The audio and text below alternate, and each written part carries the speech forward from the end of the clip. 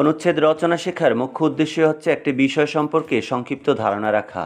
সুপ্রিয় শিক্ষার্থীরা, ভিডিওটিতে থাকছে অনুচ্ছেদ রচনা 3.0 তত্ত্ব বা 3.0 থিওরি। 3.0 বা 3.0 তত্ত্ব একটি নতুন সামাজিক ও অর্থনৈতিক দৃষ্টিভঙ্গি যা বিশ্বকে দারিদ্র্যমুক্ত, কর্মসংস্থানমুখী এবং পরিবেশ বান্ধব করার পরিকল্পনা প্রস্তাব করে। বৈপ্লবিক এই তত্ত্বের উদ্ভাবক নোবেলজয়ী ডক্টর মোহাম্মদ ইউনূস।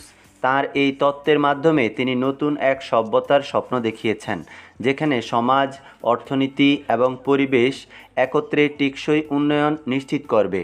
2024 সালের 27 সেপ্টেম্বর নিউ ইয়র্কে জাতিসংঘের সাধারণ পরিষদে 79তম অধিবেশনে ডক্টর মোহাম্মদ ইউনূস তাঁর এই 3.0 তত্ত্ব নিয়ে গুরুত্বপূর্ণ বক্তব্য দেন। তিনি বলেন, এ তত্ত্ব জলবায়ু পরিবর্তনের প্রভাব মোকাবেলা এবং একটি সমতাভিত্তিক টেকসই পৃথিবী গড়ে তোলার নতুন দিশা দিতে সক্ষম। 3.0 তত্ত্ব তিনটি মূল লক্ষ্যকে কেন্দ্র করে তৈরি হয়েছে। প্রথমত, শূন্য দারিদ্র্য অর্থাৎ জিরো পভার্টি।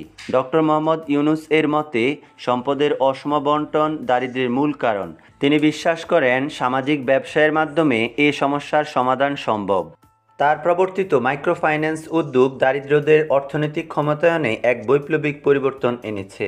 দ্বিতীয়ত, শূন্য বেকারত্ব অর্থাৎ জিরো আনএমপ্লয়মেন্ট। তিনি বলেন, যদি প্রতিটি মানুষকে প্রয়োজনীয় অর্থায়ন, প্রশিক্ষণ এবং সঠিক দিক নির্দেশনা দেওয়া হয়, তাহলে তারা নিজেরাই কর্মসংস্থান তৈরি করতে পারবে।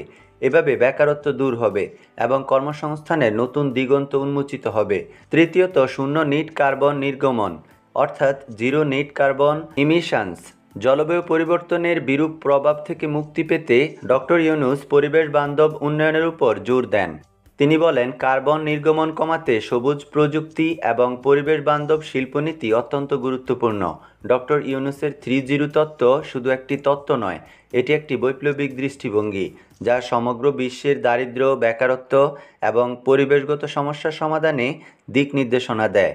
এটি শুধু বাংলাদেশের জন্য নয়, পুরো বিশ্বের জন্য একটি নতুন সভ্যতার পথ প্রদর্শক।